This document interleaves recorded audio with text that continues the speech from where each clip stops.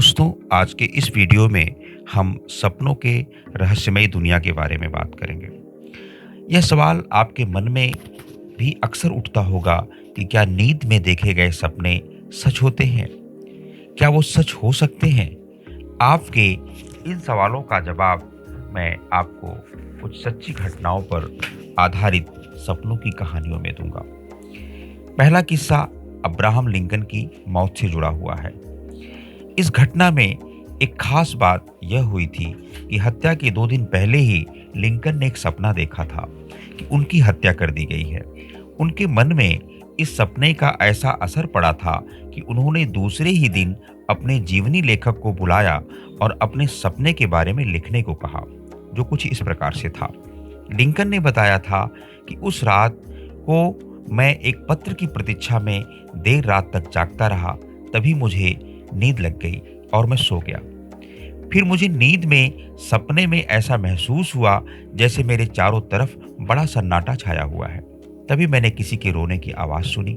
ऐसा लगता था जैसे बहुत से लोग रो रहे हैं।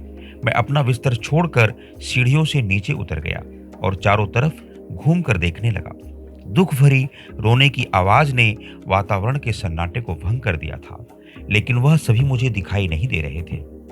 तभी मैं एक कमरे से दूसरे कमरे की ओर गया। मैंने वहां देखा कि एक मंच पर सफेद कपड़ों में लिपटा हुआ एक शव रखा है। उसके चारों ओर सैनिक खड़े हैं। शव का चेहरा ढका हुआ था। मैंने एक सैनिक से पूछा, व्हाइट हाउस में ये किसी की मृत्यु हो गई है क्या? तभी एक सैनिक ने उत्तर दिया कि राष्ट्रपति की।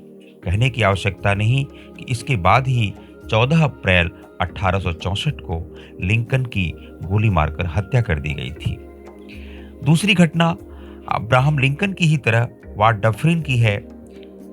एक बार आयरलैंड में जब वो अपने किसी दोस्त के घर पर ठहरे थे, तब उन्होंने सपने में देखा कि वे किसी जंगल में जा रहे हैं और उन्हें किसी के कराहने की आवाज़ सुनाई पड़ रही है।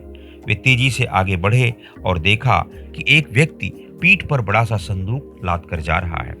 डफरिन ने जोर से आवाज़ देकर पूछा, इस बॉक्स में क्या है? वह व्यक्ति उनकी तरफ मुड़ा और उसका चेहरा इतना विकराल और डरावना था कि लॉर्ड डफरिन अपनी जगह चुपचाप खड़े रहे।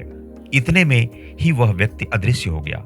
इधर डर के कारण उनकी नींद खुल गई, लेकिन फिर भी वे उसकी भयंकर सी सूरत को भूल नहीं सके। कुछ समय बाद डफरिन को राजदूत बनाकर फ्रांस भेजा गया।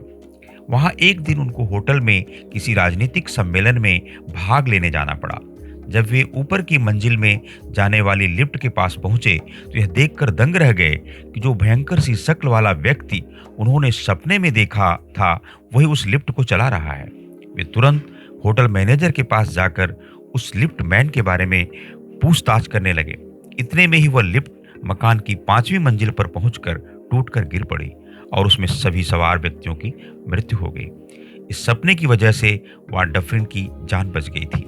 इसके बाद यह घटना चारों ओर फैल गई और सभी समाचार पत्रों में भी इसका उल्लेख किया गया था। तीसरी घटना मैं टाइटैनिक जहाज के संदर्भ में बताना चाहूँगा कि श्री रिटेल ने अपनी एक किताब पर्सनैलिटी ऑफ मैन में एक ऐसे ही सच होने वाले सपने के बारे में बताया है। इंग्लैंड का एक बहुत प्रसिद्ध नया जहाज टाइटैनिक अपनी पहली यात्रा पर अमेरिका जा रहा था। इंग्लैंड के एक सज्जन ने 22 मार्च 1912 को उसका एक टिकट खरीदा, पर जहाज के रवाना होने के 10 दिन पहले उन्होंने सपने में देखा कि जहाज का एक सिरा ऊंचा उठ गया है और उसके यात्री आसपास तैर रहे हैं। दूसरी रात भी यही सपना उन्हें फिर दिखाई दिया। वे उस समय न्यूयॉर्क से समाचार आने की राह देख रहे थे।